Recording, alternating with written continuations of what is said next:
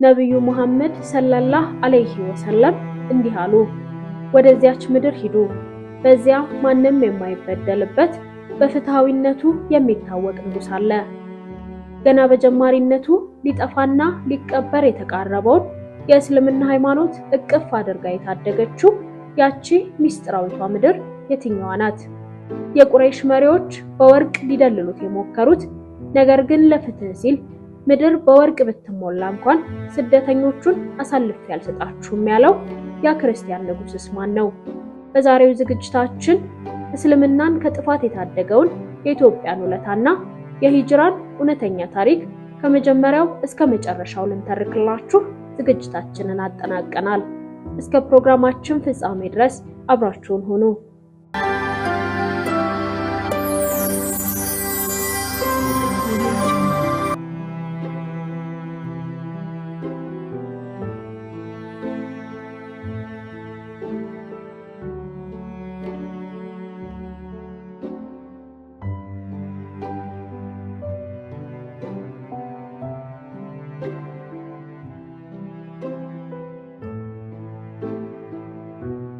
ታሪካችን የሚጀምረው ዛሬ ካለንበት ዘመን ወደ ኋላ ከ1400 ዓመታት በፊት በአረቢያ ምድር በነበረው አስጨናቂና ጨለማ ዘመን ነው። መካ በጭካኔ በባርነትና በደካሞች ስቃይ ተሞልታ ነበር። በዚህ መሃል ግን አንድ አዲስ ብርሃን ፈነጠቀ። ነብዩ መሐመድ የእስልምናን ጥሪ ይዘው ብቅ አሉ። ነገር ግን ይህ ብርሃን ለመካ መሪዎች አልተዋጠላቸውም። አዲሱን እምነት የተቀበሉ ምስኪኖች በጋለ አሸዋ ላይ ተጎተቱ፣ በሰንሰለት ታሰሩ፣ በጭካኔም ተገደሉ። ስቃዩ ከአቅም በላይ ሆነ። መተንፈሻ ያጡት ሙስሊሞች የሚሄዱበት ጠፋቸው። በዚህ የህልውና ጨለማ ውስጥ ነብዩ መሐመድ አይናቸውን ወደ ባህር ማዶ አቀኑ፣ ወደ አፍሪካ ቀንድ። ተከታዮቻቸውን ሰብስበው በታሪክ ውስጥ በወርቅ ቀለም የተጻፈውን ያንን ታላቅ ትንቢት እንዲህ ሲሉ ተናገሩ።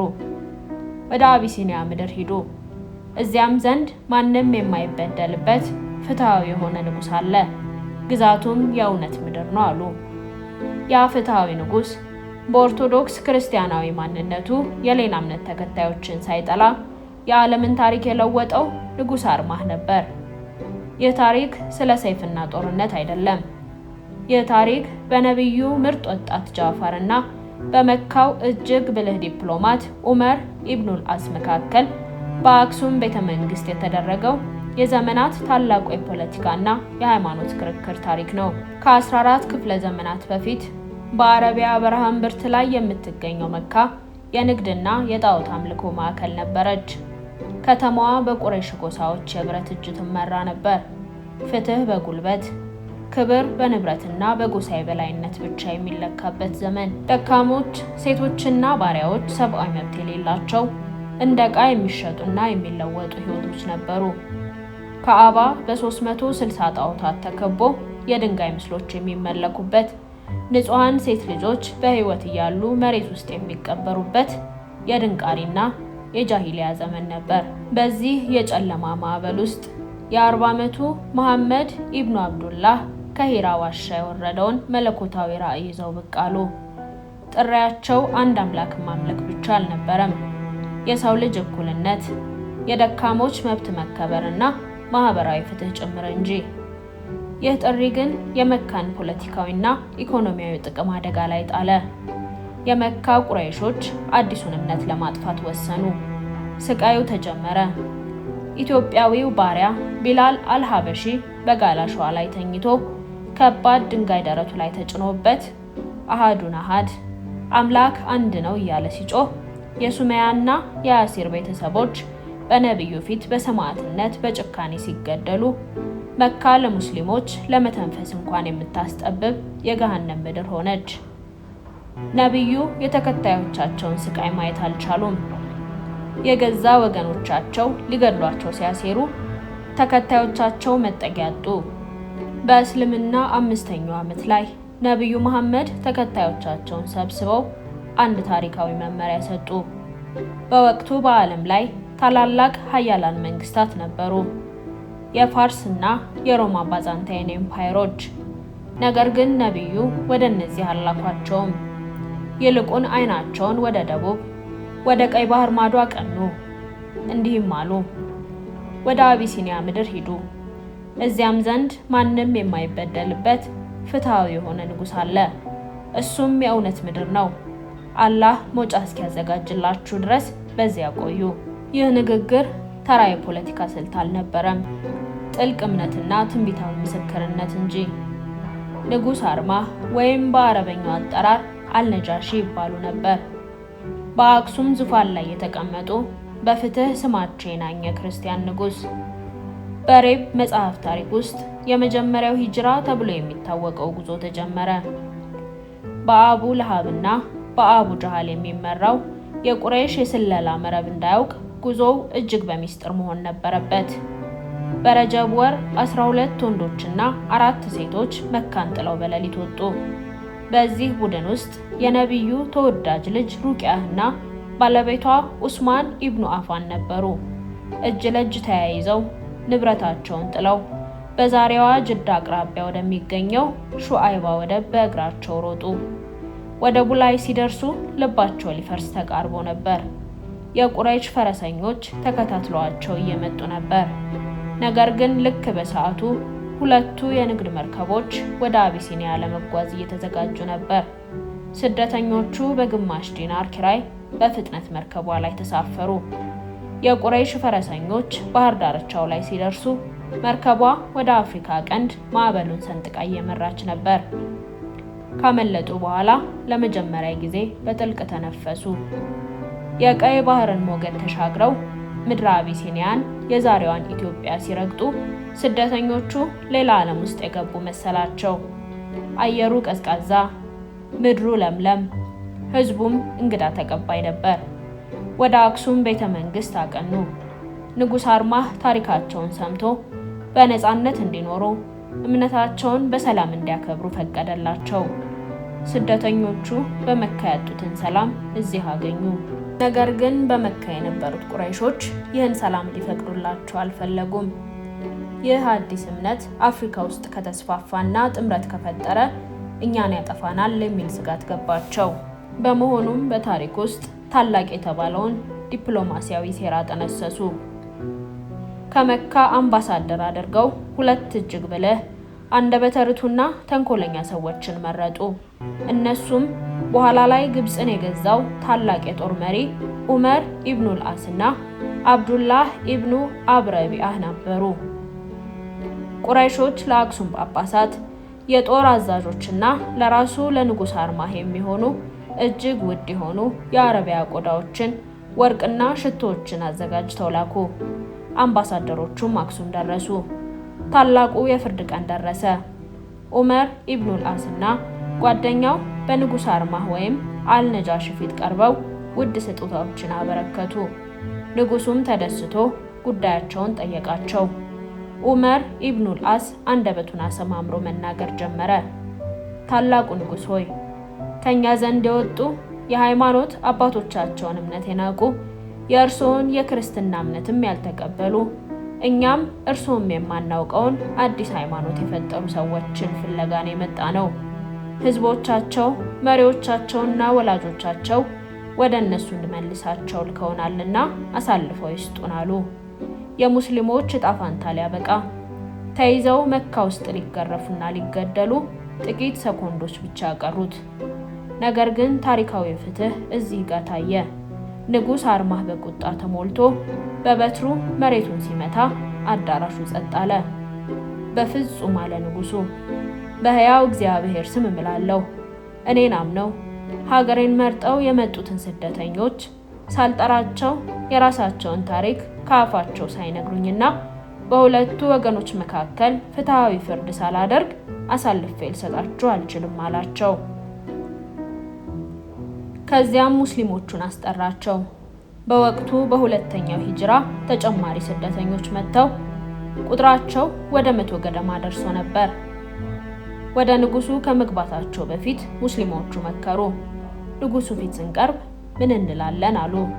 ሁሉም በአንድ ድምፅ ውጤቱ ምንም ይሁን ምን ነቢያችን ያስተማሩንን እውነት ብቻ እንናገራለን አሉ።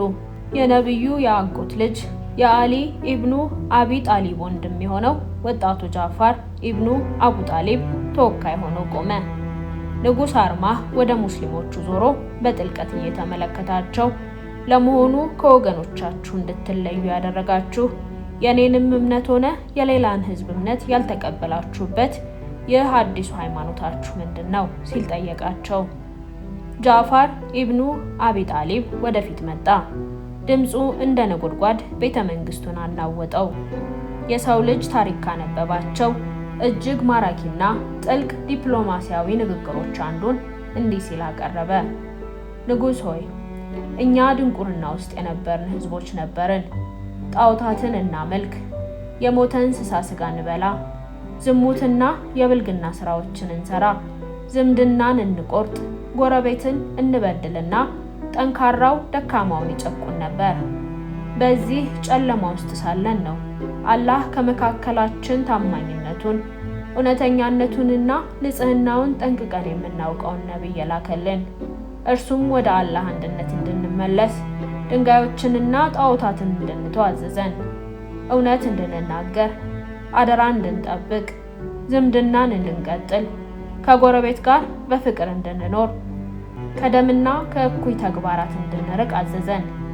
ዝሙትንና በሐሰት መመስከርን ከለከለን። ሶላት እንድንሰግድ፣ ዘካ እንድንሰጥ፣ እንድንጾም አዘዘን። እኛም አመንበት፣ የተከተልነውን መለኮታዊ ብርሃን ተከተልን። በዚህ ምክንያት ብቻ ግን ወገኖቻችን በደሉን፣ አሰቃዩን፣ ከእምነታችን ሊያስወጡንና ወደ ድንጋይ አምልኮ ሊመልሱን ሞከሩ። መውጫ ስናጣ፣ ምድር ስትጠብብን ወደ እርስዎ ምድር መጣን። ንጉስ ሆይ፣ ከዓለም ላይ የእርስዎን ፍትህ መረጥን፣ ከእርስዎ ዘንድ እንደማንበደልም ተስፋ አደረግን በማለት ተናገረ። የጃዕፈር ንግግር የንጉስ ካሌብን ልብ ነካው። በክፍሉ ውስጥ የነበረው ውጥረት ወደ ሰላማዊ ድባብ ተቀየረ። ንጉሱም ወደ ጃዕፈር ዞሮ ከነብዩ የመጣውን መለኮታዊ ቃል ጥቂት ልትቀራልኝ ትችላለህ? በማለት ጠየቀው። ጃዕፈርም አዎ ንጉስ ሆይ ሲል መለሰ።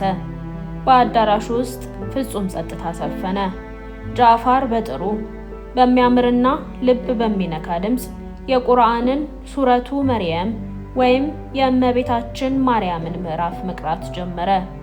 ስለ ዘካርያስ፣ ስለ መርየም ንጽህና እና ስለ ሕፃኑ ኢየሱስ ስለተነገረው ተአምር የሚናገሩትን አንቀጾች አነበበ።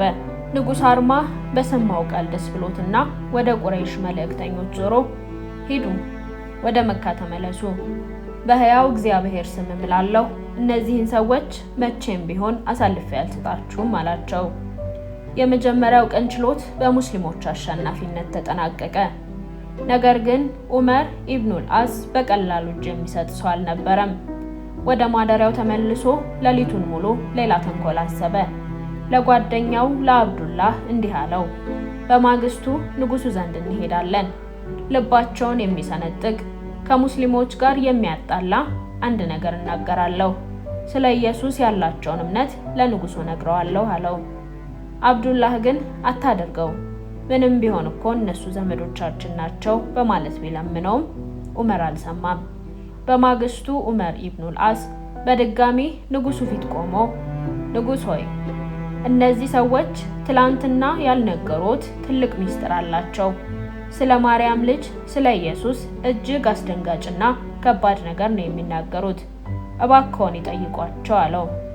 ይህ ጥያቄ እጅግ አደገኛ ነበር። አቢሲኒያ የኦርቶዶክስ ክርስትና ሀገር ናት።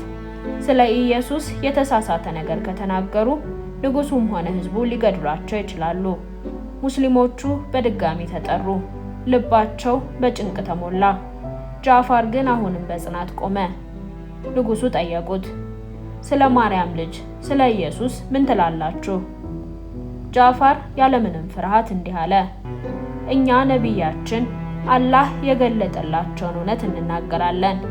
እርሱ የአላህ መልእክተኛ ወደ ድንግልና ንጽሕት ማርያም የላከው ቃሉና ከእርሱ የሆነ መንፈስ ነው እንላለን ሲል መለሰለት። ይህን ጊዜ ንጉስ አርማህ በፈገግታ ወደ ጃዕፈር ዞሮ እንዲህ አለ፣ በሕያው እግዚአብሔር ስም እምላለሁ አንተ ስለ ኢየሱስ የተናገርከውና በእውነቱ መካከል ያለው ልዩነት ምንም ያህል ቢሆን በእናንተ ላይ ክፉ እንዳደርግ አያደርገኝም። ከዚያም ወደ ሙስሊሞቹ ዞሮ ታሪካዊውን አዋጅ አወጀ። ሂዱ፣ በሀገሬ ላይ በሰላም ኑሩ። እናንተን የሰደበ ወይም የነካ የተቀጣ ይሁን። እኔን የወርቅ ተራራ ቢሰጡኝ እንኳን እናንተን ማንም እንዲነካችሁ አልፈልግም በማለት ፍርድ ሰጠ።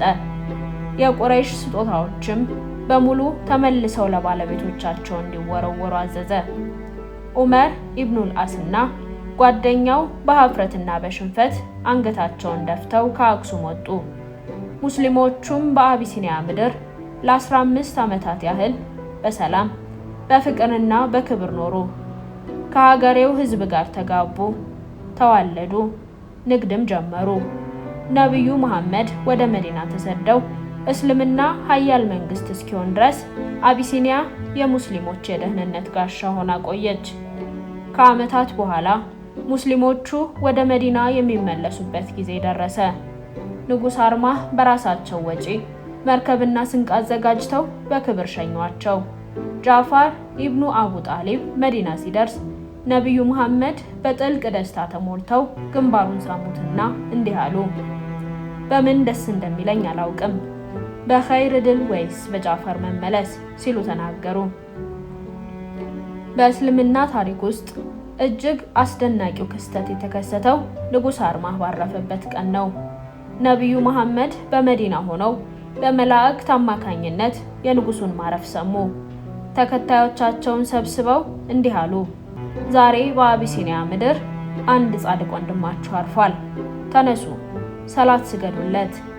ነቢዩ በህይወታቸው በአካል ላልነበረ ሰው የሩቅ ገኢብ የጀናዛ ሰላት የሰገዱት ለንጉስ አርማህ ብቻ ነበር። የሂጅራ ታሪክ ወገንተኝነትን፣ ዘርንና ሃይማኖትን የተሻገረ የፍትህ ታሪክ ነው። አንድ ክርስቲያን ንጉስ ለተሰደዱ ሙስሊሞች የተከላከለበት፣ ሙስሊሞች ደግሞ የኢትዮጵያን ውለታ በልባቸው የጻፉበት ታሪክ ነው። ለዚህም ነው ነቢዩ መሐመድ ለዓለም ሙስሊሞች በሙሉ ኢትዮጵያውያን እስካልነኳችሁ ድረስ አትንኳችሁ የሚል ዘላለማዊ መመሪያ ያስተላለፉት። ይህ ታሪክ ዛሬም ድረስ በዓለም ላይ ላሉ ህዝቦች የሚያስተምረው ትልቁ ቁም ነገር ፍትህ የሰው ልጅ ሁሉ የጋራ ቋንቋ መሆኑን ነው። ኢትዮጵያ የነጻነት፣ የፍትህና የእምነት መጠጊያ መሆኗን የታሪክ ድርሳናት ይመሰክራሉ። ይህንን ታላቅ ታሪክ ጠብቆ ማቆየት ደግሞ የሁላችንም ኃላፊነት ነው።